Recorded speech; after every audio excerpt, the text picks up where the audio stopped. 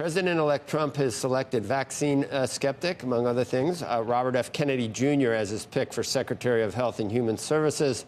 And vaccine maker stocks pulled back a little on that news yesterday. For a look at the potential broad impact on healthcare and pharma, let's bring in John Driscoll, former president of Walgreens Boots Alliance, U.S. Healthcare, and now a senior advisor, their senior advisor. What do you think, and do we know what the implications of this pick would be? We can't know for sure. We don't know if some of his views have evolved. But if you take some of his prior statements at face value, John, a lot of it is populist sort of bunk, bunk that's been debunked, really. And I don't know if he has different viewpoints now, but a lot of it would be, I would think, dangerous and probably counterproductive to a healthier country. Well, I think, Joe, that many of us in industry are really concerned that he represents a clear and present danger to one of the greatest industries of the world. You know, over 4 million years of human evolution, we extended lifespan by about 11 years. And in the last 120, we've more than doubled global lifespan to 73 years old based on vaccines, public health, and biopharmaceuticals. And I think our industry is the envy of the world. And I think many of us in industry are concerned that what he doesn't understand, he might damage. Even, John, I've made this point for years.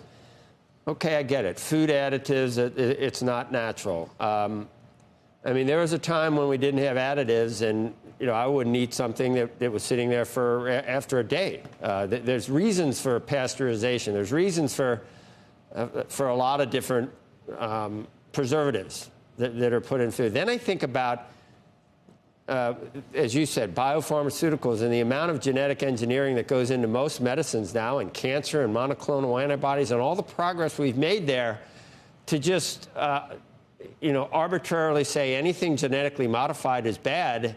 Then next time you need some type of treatment for some horrific disease that you have, don't use anything that's been developed through science. And that makes no sense. Now, on the other hand, John, I will say that in this country, we have a lifestyle problem, definitely with food and the amount of food and the type of food that people eat, leading to these obesity rates and rates for diabetes and anything related to what happens when you're obese or near obese. So, I mean, I get it. I get that we need to be a healthier country, but it'd be nice if you had some facts on your side if you were actually, dictating what people need to do.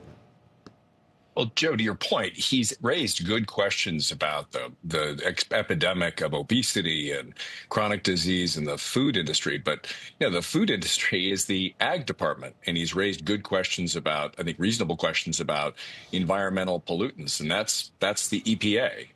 We're talking about HHS, 80,000 employees, a $2 trillion budget. Programs that affect 170 million people in Medicare and Medicaid, and drugs and public health and vaccines that affect everyone. This is a completely different mandate and set of responsibilities. And I think it's reasonable to ask whether he's qualified, has the management chops, and understands medicine and science enough to really lead. Again, a partner to industry that is the best track record at delivering solutions over the last 100 years.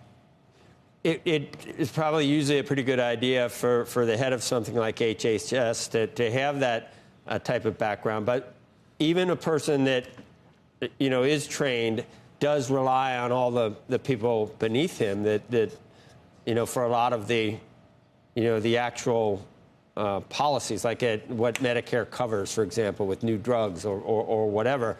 Is it possible that he could have good people underneath him and just sort of make overall decisions that might not be as deleterious to everything? Or do you think he would distrust any of the experts beneath him? I mean, there's some experts, I think Fauci should have been distrusted, to be honest. That's my own personal opinion. But On the other hand, you do need to trust someone when you're doing these things.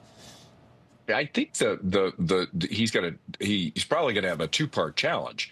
I don't think he's really got any experience that I know of in either science or medicine, because these are very technical areas, and people spend their entire careers developing that level of expertise. And there's a range of opinions in science and medicine, but generally you look for people with some qualifications there. And it's not that some of his questions aren't reasonable. The real question is whether he's qualified to even understand or lead. And this is 11 agencies. This is the NIH, which is the foundational venture capital fund for biopharmaceuticals. That's really to put us in a position to lead in biopharmaceuticals. And I think it's reasonable to ask whether we should probably require that someone who has some background in medicine and science to lead these great organizations.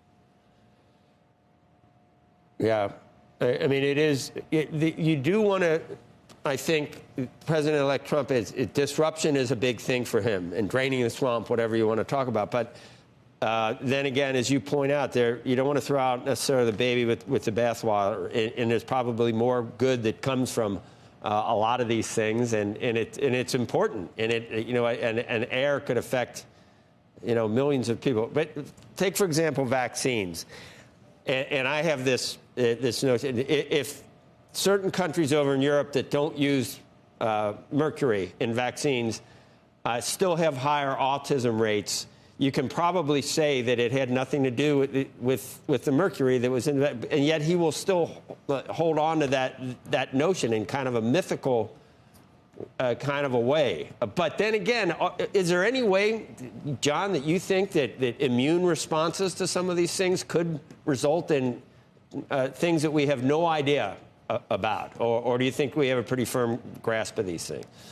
Well, again, I'm not neither a doctor nor a PhD in science, but you point out a really good fact that today he appears to continue to spread the concern about mercury in vaccines that honestly have not been in our vaccines since the early 2000s, and that sort of going from being a critic to a skeptic, sowing distrust, I think is a real concern for those of us in the healthcare industry who rely on the public to partner with us to use these novel vaccines and pharmaceuticals. In my lifetime, we've seen this process of research and vaccines and biopharmaceuticals transform conditions like cancer, like lung cancer, which used to be a terminal disease, into something that's manageable. I mean, my sister died of cystic fibrosis. Now my relatives with cystic fibrosis can have a normal life. And that's because of the partnership between our biopharmaceutical industry and the federal government. And I'm really concerned that the wrong leader might sort of mess that up. And even for me, some of his past views on environmental issues, I'm almost glad he wouldn't be put in charge with some of the things I've seen that he's claimed about that. I'm not sure I'd want him at the EPA either, so I don't know. Thanks, John, and appreciate what you're talking about. It's important. It's important to think about these things, I think. Thank you, Joe.